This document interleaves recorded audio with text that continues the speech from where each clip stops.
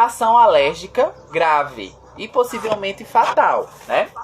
O paciente ele vai ter uma reação alérgica e muitas vezes ele vai precisar sim de um leito de UTI, porque ela pode ser uma reação alérgica fatal, né? Quem já teve aí alergia sabe.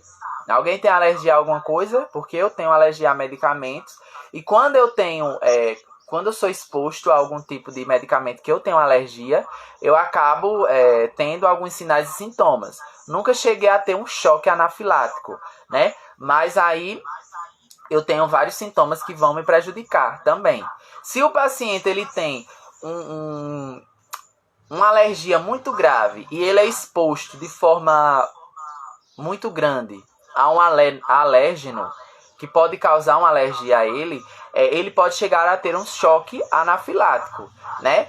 É aquilo que a gente chama, que vocês já ouviram falar com certeza, o edema de glote, que pode fechar a garganta do nosso paciente, né? Ali faz parte do choque anafilático, né? São sintomas de alergia graves, né? Geralmente pacientes que têm choque anafilático, eles precisam ir para o hospital e ficam necessariamente no leito de UTI e pode matar, tá certo? A alergia, ela pode matar. O paciente tem alguma alergia grave, ele pode ir para o leito de UTI, precisa ser entubado e muitas vezes ele morre, se não tiver o cuidado necessário, tá certo?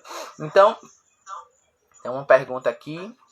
É normal acontecer isso dormindo? O quê? O choque anafilático? A alergia você vai ter os sintomas minutos depois de se expor ao alérgeno, né? Se, por exemplo, eu sou alérgico à dipirona. Se eu tomar a dipirona agora, daqui a 10 minutos meus olhos começam a inchar e a ficar cheio de urticária, né? Não tenho sintomas graves, mas tem gente que pode ter. Se tiver inchaço da glote, o paciente vai ficar sem ar e vai precisar de ir para a UTI. Muitas vezes ser entubado. Às vezes minha garganta fecha do nada. Tilenol, professor. Oi? Eu tomar o Tilenol. Se eu tomar o Tilenol, me dá. Eu sinto logo a falta de ar e começo como se estivesse inchando o meu rosto. Uma vez eu ia no hospital mesmo, me deram o Tilenol, foi uma correria daquelas. Eu nem me lembro, mãe quem dizia a mim. Eu nem lembro como foi. Então você tem que ter cuidado. Você não pode estar se expondo a esse tipo de alérgeno, né? Porque ele vai lhe causar alergia.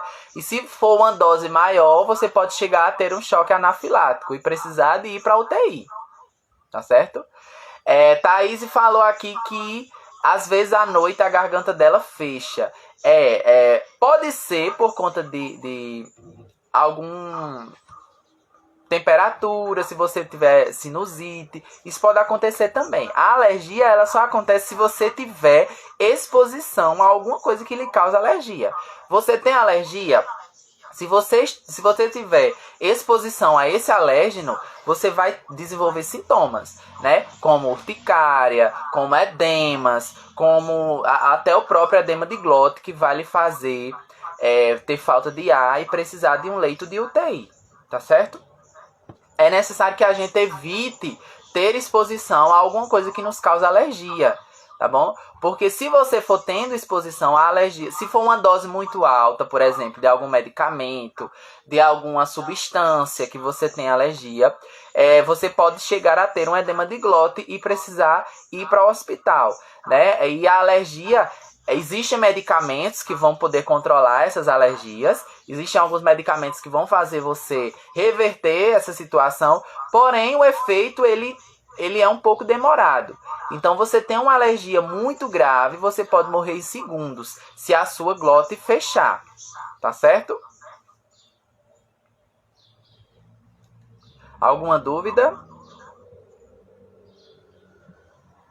Por fim, para concluir essa parte de choques, nós temos o choque neurogênico, que é quando existe uma falha de comunicação entre o cérebro e o corpo, fazendo com que os vasos sanguíneos percam seu tônus e dilatem, dificultando a circulação do sangue pelo corpo e diminuindo a pressão arterial.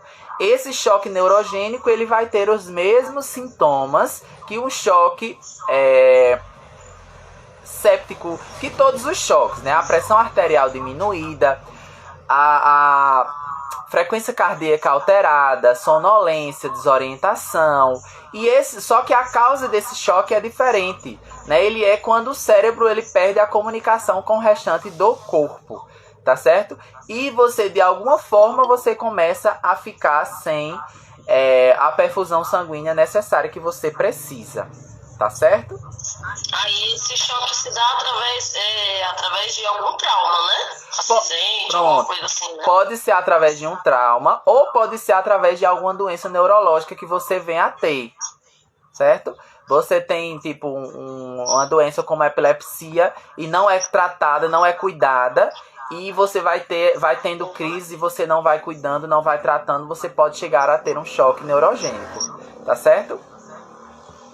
Basicamente, os choques... Só no caso de doença, então, né? Não, no caso de doença ou de acidentes também. Uma lesão cerebral pode acontecer. Tá certo? Entendi. Tipo assim, não é uma coisa que vai acontecer do nada, né? Do nada, não é do nada. Você tá andando normal e de repente tem um choque neurogênico. Não. Os choques, eles são os mesmos sintomas, certo? Os choques, eles são os mesmos sintomas. O que diferencia a causa? O cardiogênico, ele é o coração. O séptico, ele é através de uma infecção. O neurogênico, através do cérebro. Entendeu? A diferença é as causas, mas os sintomas, eles são os mesmos. Hipotensão, a pressão arterial muito baixa. Agora é baixa mesmo, de forma severa. Por exemplo, a pressão chega a 6/3, 5/3, né? E você vai precisar de uma medicação, uma droga vasoativa, como a norepinefrina, para controlar essa pressão arterial, que a gente estudou a semana passada, né?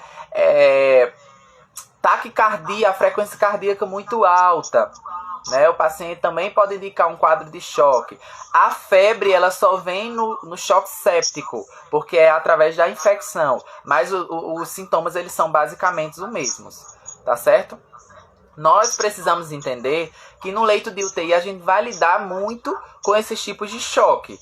Choque neurogênico, choque cardiogênico, choque anafilático, choque séptico. A gente vai ter muito comum no nosso dia a dia dentro da UTI lidar com esses choques. E o nosso papel é prestar a assistência de enfermagem de forma adequada, através de administração de medicação, avaliação dos sinais e sintomas do paciente, registro dos sinais vitais. Tudo isso vai influenciar no cuidado e na melhoria de vida do nosso paciente. Tá certo? Alguém tem alguma dúvida? O único choque que eu não fixei muito foi o do coração. Ele se dá quando, professor? Desculpa ter que voltar só um pedacinho. Só. Ele se dá quando o coração, existe uma falta de perfusão no coração. No caso do infarto agudo do miocárdio. Quando o paciente tem um infarto agudo do miocárdio, existe um bloqueio da passagem do sangue para o resto do tecido do coração. E a perfusão dos tecidos do coração, eles vai começando a ficar diminuída até a falência do coração. Tá certo? Mas nesse caso, o infarto não se dá com a hipertensão, porque os sintomas é a hipo, né? É a pressão baixa. Isso, mas o infarto agudo do miocárdio, na hora que o paciente tem um infarto, não necessariamente ele vai ter hipertensão, não necessariamente, certo? O infarto agudo do miocárdio, ele é o bloqueio, é uma isquemia de uma parte do coração, né? Através de um coágulo, através de um trombo que foi lá e bloqueou a passagem de sangue, e a perfusão do coração ele vai diminuir. Entendeu? Então o coração ele vai perdendo. Sempre quando o coração deixa de ser irrigado, aí acontece esse infarto. Justamente. Quando o tecido ele para de ser irrigado e de alguma forma o coração vai perdendo forças para trabalhar. A hipertensão. Eu pensei que era só através da hipertensão. Não, a hipertensão ele é um fator de risco. Você tem hipertensão, você tem fator de risco a ter um infarto do miocárdio. Por quê? Porque se a sua pressão ela não é controlada, você pode vir, a pressão na artéria ela pode ocasionar hemorragias, pode ocasionar vazão de coágulo e ir direto para o coração. É um fator de risco, certo? Mas tem paciente que está infartando com a pressão 12/8 normal. Diga. Esse infarto miocárdio é aquele infarto que a gente infarta sem sentir, só aquela dor no ombro, no pescoço? Isso, tem pacientes que têm menos sintomas, mas geralmente os sintomas são esses. É a dor no peito irradiando para o ombro ou para a nuca, palidez, sudorese, né? O paciente fica suando, muito pálido e sentindo uma dor forte do peito para o pescoço ou do peito para o braço esquerdo. Porém, existem pacientes que não sentem muitas dores. É diferente, vai de pessoas para pessoas. Eu já vi uma paciente infartando, mas conversando normalmente, dizendo que estava sentindo apenas um desconforto no peito. Somente. É relativo. Meu Deus. Thaís. E quando esse bloqueio, professor, o cateterismo, ele ajuda muito? Ajuda. O cateterismo ele é a solução do infarto. É colocado um catéter através da artéria até o coração para desobstruir uma artéria. É o que Thaís falou, isquemia é o rompimento da veia. Não, isquemia é quando existe o bloqueio da veia e acontece a falta de oxigenação do restante dos tecidos do corpo. Tá certo? Do tecido do coração, por exemplo. Eu tenho uma artéria coronária no meu coração que foi bloqueada por um coágulo. Bloqueou, né? O coágulo ele parou lá na artéria e ficou impedindo o sangue de passar, né? Então, por onde aquele sangue iria passar, vai gerar uma isquemia, uma falta de oxigenação e a morte, vamos dizer assim de forma vulgar, a morte do tecido, né? Então, eu não estou alimentando aquela determinada região de oxigênio. Então, o que o cateterismo faz? Ele leva o catéter até aquela artéria coronária e ele vai insuflar um balãozinho naquela artéria coronária, liberando a passagem do sangue, né? Abrindo a artéria para que aquele coágulo saia e comece a passar o sangue novamente. Quando o sangue ele volta a passar, o tecido que estava ficando sem oxigênio, ele vai voltar a se oxigenar e o paciente vai voltando a melhorar. E o coração ele não para, ele evita que o coração pare. Tá certo? Entendeu, Marcela? Entendi. É porque a irmã da minha sogra acabou falecendo de infarto, né? Daí teve infarto agudo do miocárdio e alguma coisa lá na... Ela fez o cateterismo? Ela chegou a fazer cateterismo? Não deu tempo. Não deu porque tempo. Ela começou a sentir dor numa segunda-feira. Daí ela não falou nada. Ela tomou só um paracetamol e disse que estava melhor, né? Só que aí na terça-feira ela passou mal, ela desmaiou, aí levaram para Areal, de Areal levaram ela para Esperança, e quando foi 2 horas da tarde ela tava dando entrada no João 23. Aí o médico falou que no caso a demora, né, dela procurar o médico prejudicou muito. Justamente. O infarto do miocárdio, ele pode matar através da demora de você ir ao médico. Porque enquanto você faz o cateterismo, que faz a angioplastia, que libera a artéria, o coração ele vai voltar a funcionar normalmente. Se quanto mais você demora de liberar essa artéria que está interrompendo ali a passagem de sangue, quanto mais demora, mais tecido vai morrendo e o coração ele vai parando com mais rapidez. Tá certo? Entendi. Entendeu? Meu pai morreu de infarto, professor, só que ele fez um cateterismo e pelo que os médicos falam, esse cateterismo não resolveu. Aí teve que voltar para refazer o procedimento.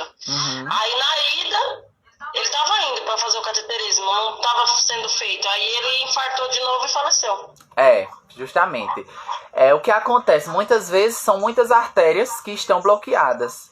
Seja por coágulo, seja por trombo, seja por camada de gordura, né? A gordura vai enchendo ali a artéria e vai interrompendo a passagem de sangue, né? Então é necessário fazer o cateterismo e fazer o implante de stent, que é a angioplastia que a gente chama, para liberar aquelas artérias e liberar o sangue e voltar a irrigar o coração normalmente. Se demorar Por muito... isso que eu perguntei da pressão, porque ele não era hipertenso. A pressão, a hipertensão, ela é um fator de risco, assim como a diabetes, assim como o colesterol alto, assim como a falta de exercício físico. São vários fatores de risco que podem levar a pessoa a ter um infarto. Não só a hipertensão, mas a hipertensão ela também é um fator de risco. Tá certo? Professor, Diga. quando uma pessoa está tendo infarto, assim, perto da gente que é técnico, não pode fazer nada para ajudar, ou só os médicos? Não tem muito o que se fazer, né? Porque o infarto ele só vai ser resolvido se realmente aquela artéria ela for desbloqueada, né? É tanto que a medicação que o paciente toma é comprimido. É anticoagulante, é AS, é clopidogrel, são comprimidos que ele vai tomar porque se for um coágulo no coração, através do anticoagulante, o coágulo vai se desfazer. Não tem muito o que a gente fazer. É só procurar uma urgência de um hospital, fazer o eletro. Se no eletro for constatado o infarto, o paciente vai fazer o cateterismo. Muitas vezes nem no eletro é identificado. É preciso fazer outros tipos de exames, ou até mesmo vai direto para o cateterismo, se os sintomas forem realmente bem sugestivos. Vai direto para o cateterismo. Professor, e se no caso a pessoa estiver infartando, né? Se ela falar que está com essa dor no peito, não pode dar esse não, já que afina o sangue? Pode, mas assim, os médicos eles não querem que a gente dê, entendeu? Não é legal. É legal dar com a prescrição médica.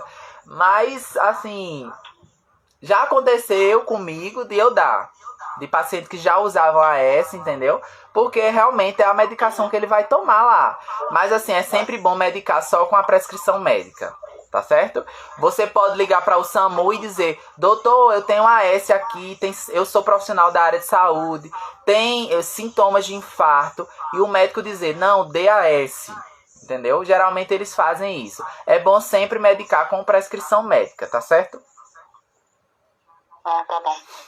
Pode ser feito, se fazer uso contínuo do clopidogrel, pode, com a avaliação médica. Muitos pacientes que têm infarto, eles usam AS, clopidogrel, de forma contínua, para evitar que formem coágulos no sangue. Por quê? Se for uma placa de gordura que esteja bloqueando, o anticoagulante ele não vai servir, né? Porque o anticoagulante ele só vai servir se for um coágulo. O coágulo ele vai conseguir desfazer. Mas se for uma plaquinha de gordura, pacientes obesos, que não se cuidam, colesterol muito alto, podem chegar a ter infarto através de placas de gordura que se acumulam nas artérias coronárias, né? Então, se existe aquele bloqueio na artéria coronária de gordura, apenas o stent da angioplastia que vai fazer liberar o sangue. Tá bom?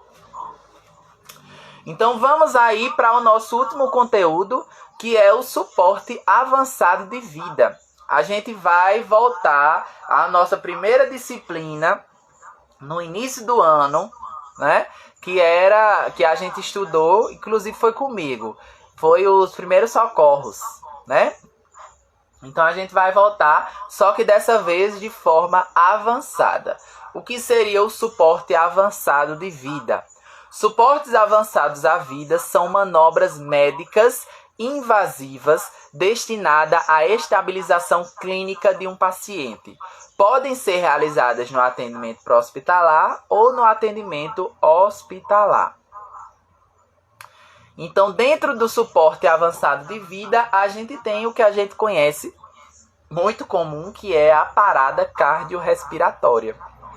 A parada cardiorrespiratória é uma intercorrência, muitas vezes inesperada, constituindo grave ameaça à vida do paciente, principalmente daqueles que se encontram em estado crítico, como os internados em unidade de terapia intensiva. Então, é muito comum, dentro de uma UTI, a gente se deparar com uma parada cardiorrespiratória. Né? Aquela parada que a gente vai precisar reanimar o nosso paciente.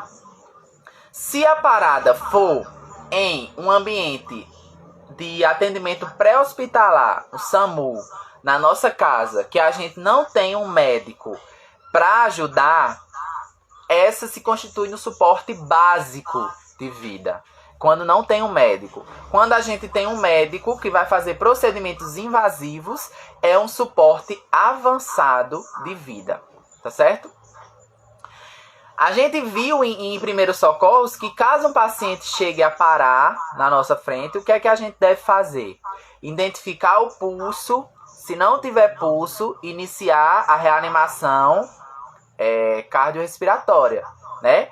Iniciar a RCP, que a gente chama, a reanimação cardiopulmonar, através da compressão, através da ventilação com o ambu, né? Vocês lembram que até eu cantei uma música para vocês? Alguém lembra? Ainda tenho gravado ainda. Ainda tem. Pronto. Pronto. Marília Mendonça, né? Foi, isso. Quem não lembra, na sala de aula? Aquela música, ela é do suporte básico. Professor, todo mundo tem gravado. Todo mundo tem gravado, né? Aquela música é do suporte básico de vida. O suporte avançado, ele é diferente. Ele vai ter a presença de um profissional médico para fazer procedimentos invasivos de nosso paciente. Tá certo? Em caso de PCR, a equipe de enfermagem geralmente é a primeira a prestar socorro, pois está na linha de frente do atendimento. Além de estar apto a fazer desde a reanimação até a intervenção dos médicos. É papel do enfermeiro conhecer as patologias, buscar aperfeiçoamento técnico e o fortalecimento do trabalho em equipe. Como os casos surgem de maneira inesperada, é fundamental estar sempre preparando para prestar socorro de maneira sistematizada. Então, todos os pacientes de UTI que estejam em instabilidade ou com risco de instabilidade, eles podem acontecer uma parada cardiorrespiratória, podem ser submetidos a uma parada cardiorrespiratória. Como a gente viu, o paciente está com choque séptico, aquela infecção generalizada, está com uma hipotensão severa, está em uso de várias drogas vasoativas, norepinefrina, dobutamina. O paciente está lá, muito grave, entubado, com uso de sondas, drenos, né? De repente, esse paciente chega a ter uma hipotensão severa, a pressão chega a 5/3, né? Aumenta-se a nora, faz uma fase de soro rápido, o médico prescreve, não deu certo, o paciente para. Então, a gente vai reanimar esse paciente através do mesmo protocolo que a gente conhece, só que desta vez com o suporte avançado do médico, tá certo? Quais são os sintomas de uma PCR? Os iniciais: dor torácica, sudorese, palpitações precordiais, tontura, escurecimento visual, perda de consciências, alterações neurológicas, sinais de baixo débito cardíaco, parada de sangramento prévio. Esses sintomas eles vão dizer que o paciente pode ter uma parada, tá certo? Os sinais clínicos considerados em uma PCR. Quando o paciente tem a PCR, quais são os sinais clínicos que a gente vai identificar? Inconsciência, ausência dos movimentos respiratórios, ausência de pulsos em grandes artérias, como a femoral e a carótida, ou ausência de sinais de circulação. Então, o paciente ele está em sofrimento no nosso leito de UTI e, de repente, ele fica inconsciente, não respira, não tem pulso. A gente vai aferir o pulso do paciente. Qual é o pulso carótido? Esse daqui, ó. Tô sentindo o meu. Qual o pulso femoral? O da virilha. Aqui bem pertinho da virilha. A gente vai sentir esse pulso. O paciente ele está inconsciente, não respira e não tem pulso. Ele está em uma parada cardiorrespiratória. Tá certo? Então, após reconhecer uma parada cardiorrespiratória, é preciso solicitar ajuda, manter o desfibrilador preparado e próximo ao leito, monitorizar o paciente. No caso de UTI, o paciente já vai estar monitorizado. Colocar a vítima em decúbito dorsal horizontal em uma superfície plana e dura. Aí o paciente está na cama, cheio de dispositivo. Como é que eu vou colocar ele numa superfície dura? No carrinho de parada, né, que é um carrinho específico para uma parada cardiorrespiratória, a gente vai ter uma placa rígida, né, para a gente colocar aqui nas costas do nosso paciente, para que a gente possa fazer as compressões, né? Só lembrando, na UTI e em todo o hospital, a gente vai ter um carrinho chamado carrinho de parada ou carrinho de emergência, que é um carrinho com todos os equipamentos, todas as medicações para uma parada cardiorrespiratória, para facilitar, para não precisar na hora da parada você sair dentro do hospital procurando material, né? Ah, eu vou procurar um tubo, vou procurar isso, vou procurar aquilo. Não, no carrinho de parada ele vai ter tudo o que você precisa em uma parada cardiorrespiratória.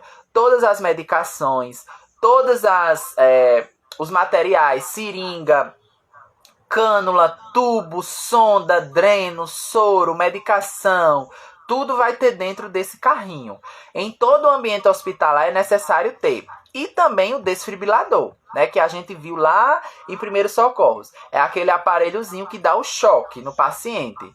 Tá certo? Alguma dúvida?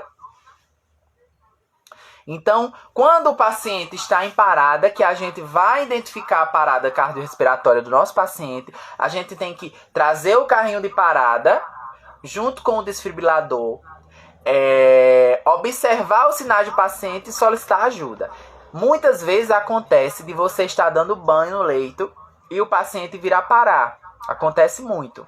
Você está dando banho no leito, vira o paciente para um lado, vira para o outro. O paciente tem um desconforto respiratório e de repente para. Então você interrompe o banho, traz o carrinho de parada, chama o médico, chama o enfermeiro para reanimar esse paciente. O paciente parou. Todo mundo sai, deixa o que está fazendo para reanimar esse paciente dentro da UTI. Tá certo?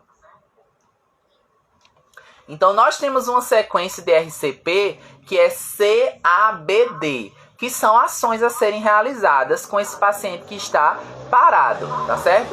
Então, a primeira ação a ser realizada, circulação. Monitorizar o paciente para olhar os sinais vitais. No caso de um paciente de UTI, o paciente já está monitorizado, né? O paciente parou, você vai observar os sinais do paciente. Geralmente, no monitor cardíaco que a gente estudou, vai estar zerado a linha, não vai estar fazendo aquelas curvazinhas, tá certo? Obter um acesso venoso. No caso de UTI, o paciente já vai estar com acesso venoso, né? Administrar fluidos e medicações de acordo com a prescrição médica.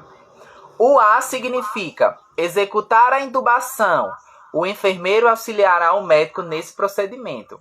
Então, se é um suporte avançado de vida, o paciente, a gente não vai usar aquela máscara do ambu.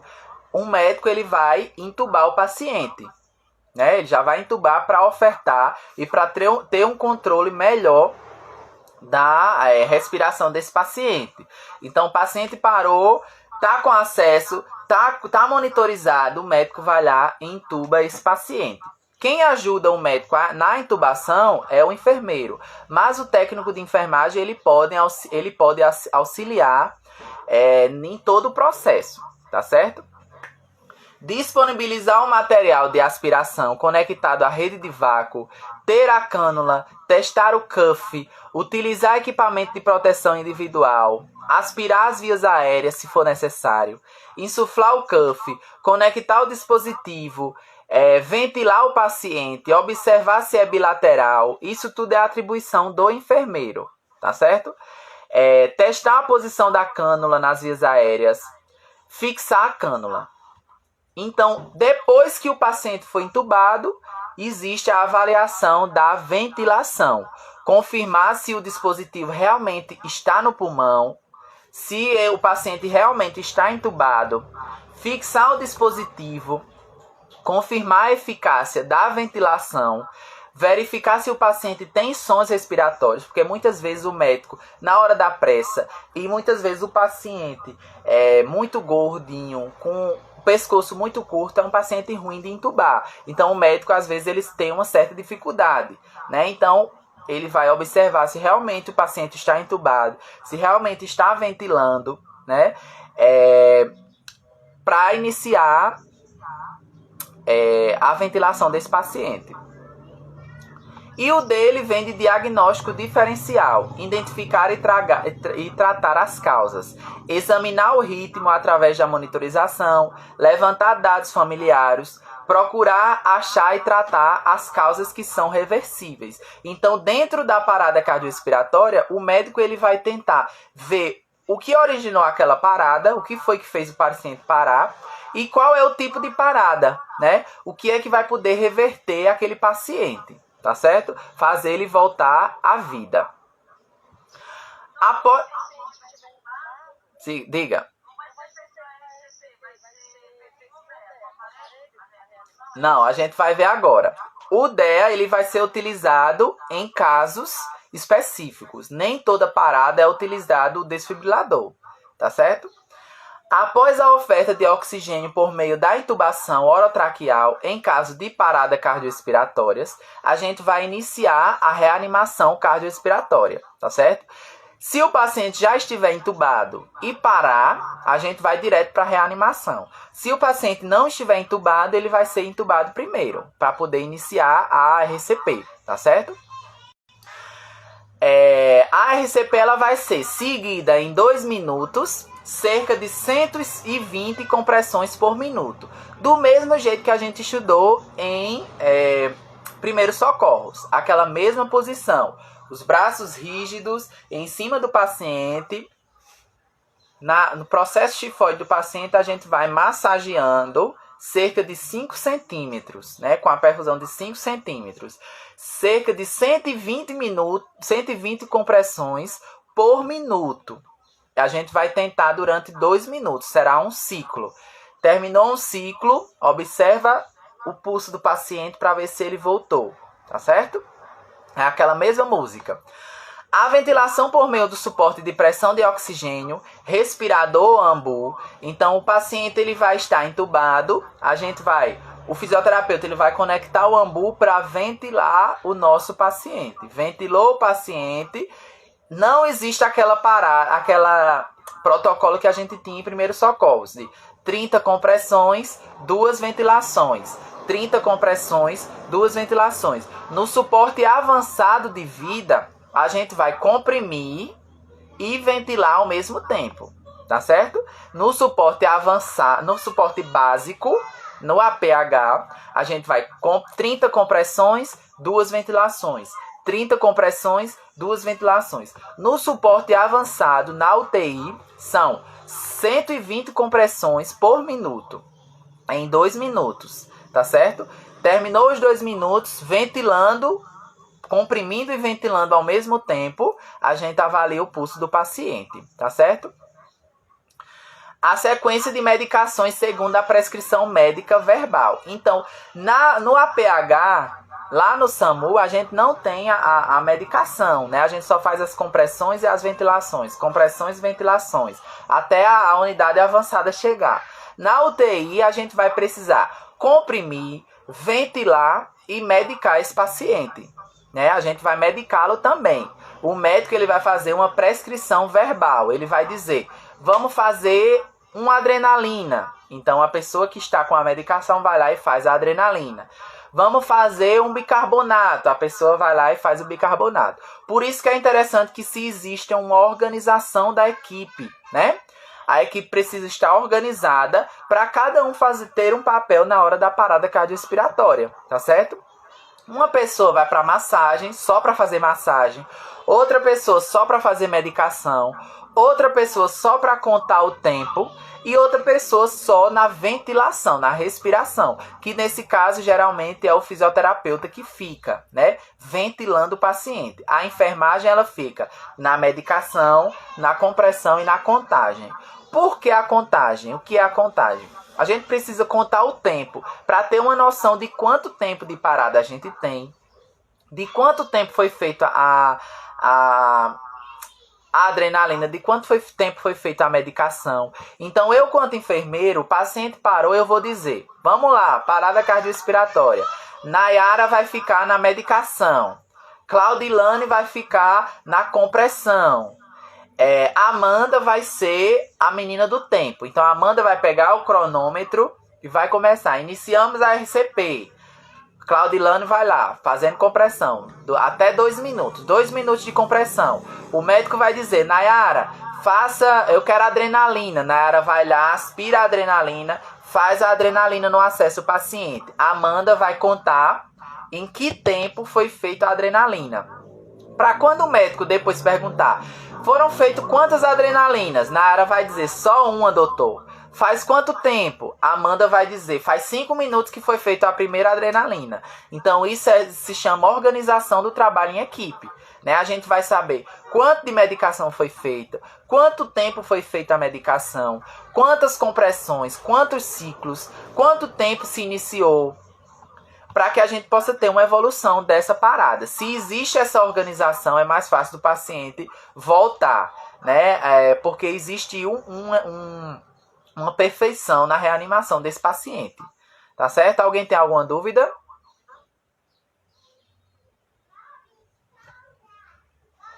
A cada medicação infundida, deve-se contar o tempo para a próxima infusão e o tempo total de parada cardiorrespiratória. Então, a Amanda que está aí na reanimação na contagem de tempo, ela vai saber o tempo que iniciou a parada, o tempo que foi feita a medicação, o tempo que Nayara está fazendo compressão, Claudilane, aliás, está fazendo compressão.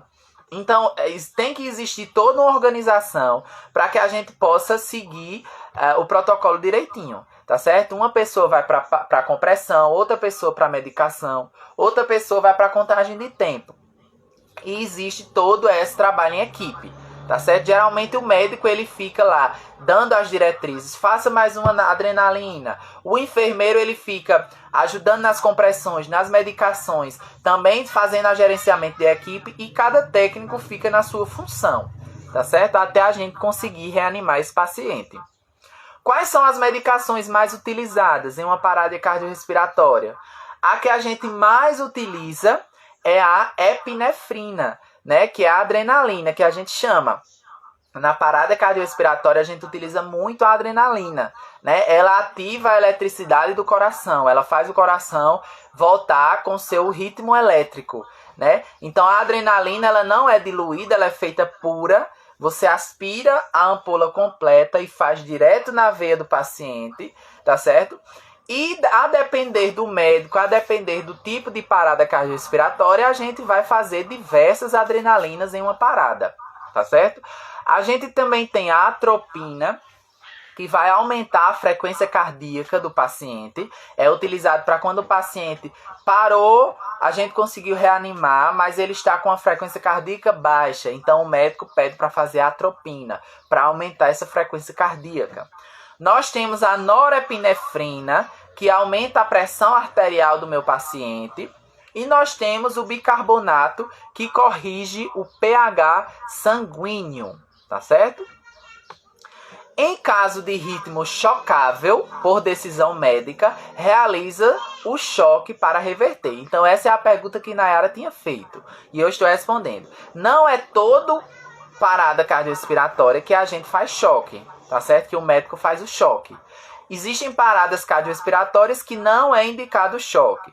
Existem paradas que é indicado o choque. Então, o médico ele vai avaliar o ritmo do paciente, vai avaliar se o paciente tem a indicação de choque, é uma parada chocável. Se for, a gente vai auxiliar o médico no choque, tá certo? Ele vai pegar o desfibrilador com as pás, vai selecionar a quantidade de joules que vai descarregar no paciente, tá certo? Todo mundo se afasta, para de fazer compressão, medicação, para não levar um choque também no seu outra parada.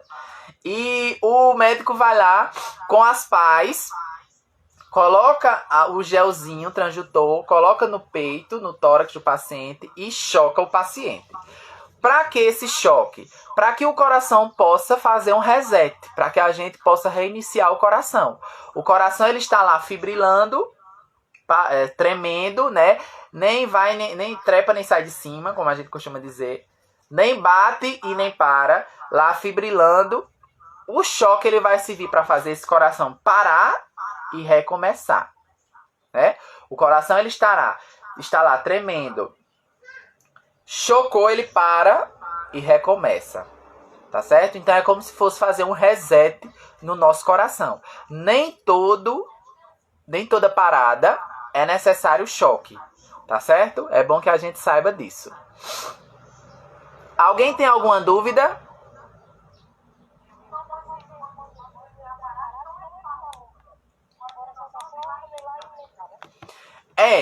O paciente pode estar com o coração totalmente parado, né? Porque assim, nos primeiros 10 minutos que o paciente para, que o coração para de funcionar, existe a possibilidade da gente conseguir reverter, do paciente voltar o coração voltar a bater. Existe a parada em que o coração para, existe a fibrilação atrial em que o coração não para completamente, mas ele fica sem conseguir bater normal, e se ele ficar daquela forma, ele vai parar de toda forma. Ele não tem ritmo, porque o coração fica como se fosse tremendo, certo? O coração ele vai ficar como se fosse assim, tremendo.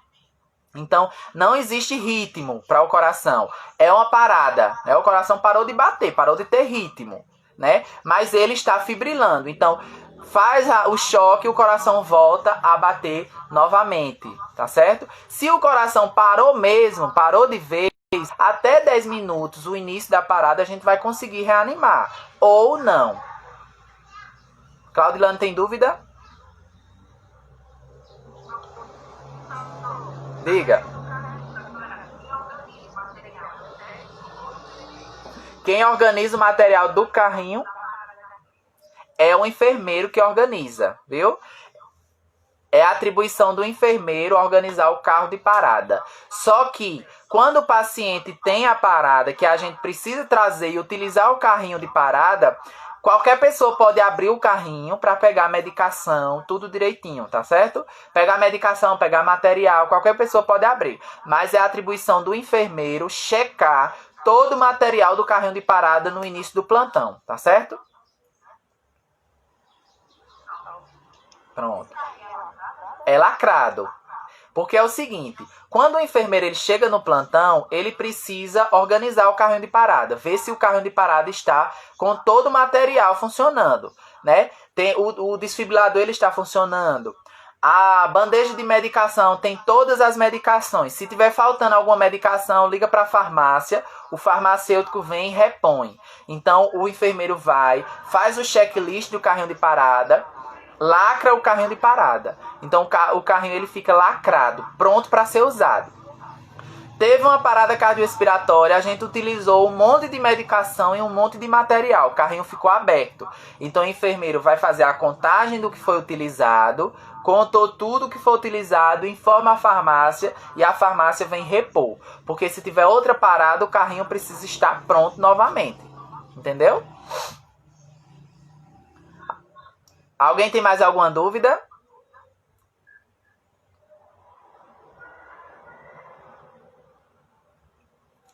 Então eu deixei aqui uma mensagem para vocês. É sempre um prazer estar em companhia de pessoas queridas como vocês, que nos motiva e nos faz sentir melhores do que somos. Muito obrigado pela presença de todos. Foi maravilhoso. Na próxima semana, ainda hoje eu vou enviar um conteúdo, uma atividade online, tá certo? Para vocês entregarem durante a semana. Quem não entregou as atividades, os trabalhos, tem até hoje para me entregar, tá bom? E no próximo sábado a gente vai ter a nossa aula prática, lá em Remígio, né? A nossa aula prática em Remígio será uma aula dividida em 3 grupos. Eu vou dividir os 3 grupos, tá bom? De acordo com os horários, tá certo? Vou mandar para o grupo do WhatsApp e vamos dividir os 3 grupos. Nesses 3 grupos que a gente vai dividir, cada um vai entrar no seu horário, tá certo? E a gente vai ver aspiração traqueal, manejo de pacientes graves, entubados, e eu vou mostrar um pouco sobre a atividade do dia a dia da UTI para vocês, tá certo? Espero que vocês tenham aprendido bastante. É um prazer sempre estar com a turma de vocês. Até a próxima, se Deus quiser. Até sábado. Viu?